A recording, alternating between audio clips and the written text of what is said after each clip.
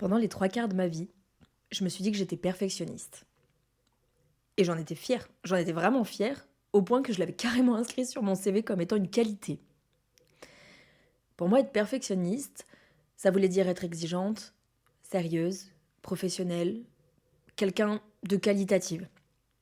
En gros, ça parlait de ma valeur. Quelqu'un qui fait bien les choses, qui prend du temps pour les faire, qui soigne les détails. Et pour moi, en fait, le perfectionnisme, c'était ça, quelque chose de bien, c'était quelque chose à être.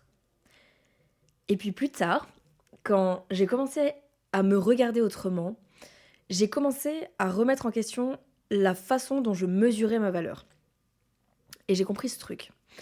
Ce trait de caractère que je croyais être moi et que j'avais mélangé à mon identité en fait, c'était comme si je prenais tous les matins une ampoule de cyanure, un truc discret, presque invisible, mais en réalité c'était du poison.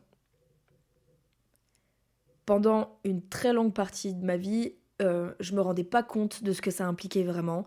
Je pensais que je travaillais beaucoup, que j'étais quelqu'un d'investi, que j'étais juste exigeante en fait avec moi-même. Mais en réalité, il se passait autre chose en coulisses. Et en fait, je repoussais des projets parce que c'était jamais assez prêt, jamais assez bien. Je gardais des idées dans ma tête, beaucoup d'idées dans ma tête, parce que je les considérais comme n'étant pas assez abouties. Et je retouchais, je corrigeais, je recommençais. Et en fait, je me racontais une histoire. Je procrastine pas, je prépare, en gros. Sauf qu'avec le recul, je vois très bien que je ne me préparais pas du tout. Je retardais surtout le moment de me montrer, le moment d'exister et en fait le moment d'être vu. Et à un moment donné, j'ai arrêté de me violenter avec ça et j'ai essayé de regarder les choses avec un peu plus de douceur et je me suis posé une question très simple. Pourquoi? Pourquoi est-ce que j'ai plein d'idées? Pourquoi j'ai plein de projets? J'ai plein de choses à dire, plein de choses à créer, à partager. Mais pourquoi est-ce que je lance si peu de choses en fait dans le concret? Pourquoi est-ce que je suis toujours en train de me dire non, c'est pas prêt ou ça je le ferai plus tard? Et pourquoi au final je repousse sans que ça sorte jamais en fait? Et ça me générait énormément de frustration et aussi de culpabilité. Et en même temps, quand je finissais par sortir quelque chose, j'étais jamais satisfaite. C'était jamais assez bien. Je voyais toujours le détail qui n'allait pas, le point de couture qui n'était pas tout à fait droit, euh, une phrase que j'aurais pu formuler autrement, les fautes d'orthographe que j'avais sous les yeux. Rien n'était jamais assez bien. Et puis, en explorant ma relation à moi-même, en allant regarder ce qui se jouait vraiment à l'intérieur de moi dans ces moments-là, j'ai compris un truc. Le perfectionnisme, ce n'était pas un trait de caractère, mais c'était un mécanisme d'autodéfense. C'était en fait une façon de me cacher parce que j'avais peur, peur de m'exposer, peur d'être vue dans mon authenticité, qui j'étais, peur qu'on remarque que j'étais pas parfaite. Donc peur d'être rejetée, d'être critiquée, d'être jugée, de pas être aimée pour qui j'étais. Et au fond, en fait, c'était la peur de me sentir insuffisante. En fait, j'ai compris aussi que j'étais pas un cas isolé et que le perfectionnisme, en fait, c'est pas juste aimer le travail bien fait. C'est pas juste être exigeant avec soi-même. C'est souvent une stratégie de survie qu'a ton cerveau pour te protéger. C'est une manière de se dire, si je fais tout parfaitement, on pourra pas me critiquer. Si je suis irréprochable, je serai pas exposée au rejet. Si je contrôle tout, je souffre pas, je serai pas blessée. Mais le problème, c'est qu'il y a un gros prix à payer parce que le perfectionnisme te fait perdre un temps considérable. Tu passes un temps monstrueux sur des détails, tu ajustes, tu corriges, tu recommences, tu veux tout que enfin, en fait, tu veux que tout soit impeccable. Et pendant ce temps-là, tu passes complètement à côté de l'essentiel. Tu confonds la profondeur avec le contrôle, tu confonds la créativité avec la performance et surtout, tu perds le plaisir de ce qui te fait kiffer à la base.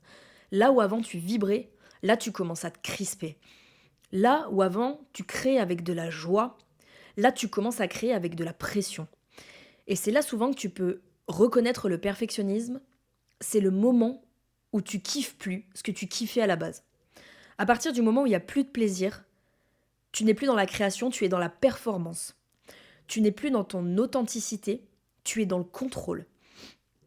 Et le pire dans tout ça, c'est que le perfectionnisme, c'est un sabotage qui est hyper élégant, qui ressemble pas à un problème, et il ressemble à une qualité, en fait, et tu peux passer ta vie à croire que t'es exigeant, rigoureux, professionnel, alors qu'en fait, en réalité, t'es juste en train de te saboter, de te retenir. Le perfectionnisme, ça te donne l'illusion que tu avances, alors qu'en réalité, tu esquives, tu évites. T'évites de te lancer, t'évites de te montrer, t'évites de prendre des risques. Tu lances moins de projets, tu termines moins de choses, et en fait, sans t'en rendre compte, tu t'auto-exclus avant que les autres le fassent. Et c'est là que j'ai compris quelque chose de très violent pour moi. Le perfectionnisme, ça ne me protégeait pas, ça me coupait complètement de mon authenticité, de ma spontanéité, de ma créativité et aussi, en fait, de ma vérité. Il te fait croire, en fait, que tu deviens meilleur, alors qu'en réalité, tu te lisses, t'es plus contrôlé et t'es plus éloigné de toi-même, en fait. Et le plus ironique dans tout ça, c'est qu'après, tu peux reprocher aux autres qui comptent pour toi de pas vraiment te connaître, de ne pas t'aimer pour qui tu es, alors qu'en fait, tu passes ton temps à te cacher toi-même. Et comment tu veux qu'on t'aime pour qui tu es si tu montres jamais vraiment qui tu es, hein? Comment tu veux qu'on te comprenne si toi-même, déjà, tu ne t'autorises pas à être toi? Pas dans ta performance, mais dans ton authenticité. À un moment donné, j'ai compris que je voulais plus vivre comme ça, je voulais plus confondre ma valeur avec ma performance, je voulais plus attendre d'être parfaite pour m'autoriser, en fait, à exister et à faire ce que j'avais envie de faire. Peu importe la forme. Alors j'ai commencé à faire un truc très inconfortable. J'ai commencé à me montrer imparfaite, à partager des choses qui n'étaient pas totalement finies, à dire ce que je pensais, même quand c'était pas parfaitement formulé, à créer sans tout contrôler.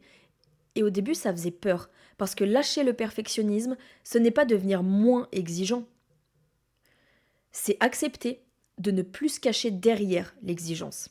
Et petit à petit, j'ai compris cette chose essentielle, ma valeur n'a jamais dépendu de ma perfection. Ma valeur, elle a toujours été là, même dans mes doutes, même dans mes imperfections, même dans mes zones de flou, et paradoxalement, c'est le jour où j'ai arrêté de vouloir être parfaite que j'ai commencé à être authentique. Et donc pendant longtemps, j'ai cru que le perfectionnisme c'était une qualité et je me suis raconté que c'était une force, une preuve d'exigence, une preuve de valeur sur ma personne. Aujourd'hui, je le vois autrement, mais surtout, je le vis autrement. Aujourd'hui, je le reconnais quand il pointe le bout de son nez.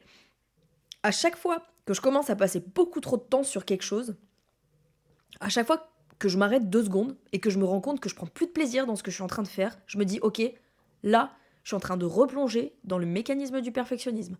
Et à ce moment-là, je me pose une vraie question. Est-ce que c'est vraiment comme ça que j'ai envie de fonctionner?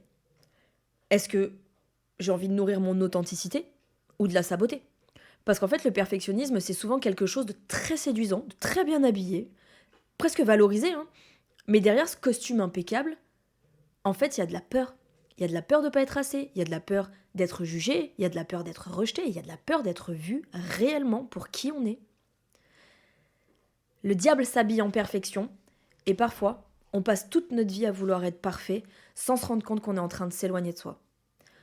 Alors peut-être que les vraies questions ne sont pas comment faire mieux, comment faire plus, comment répondre aux exigences, comment être parfait, mais plutôt qu'est-ce que tu considères selon toi comme n'étant pas acceptable en toi pour le cacher au nom de la perfection.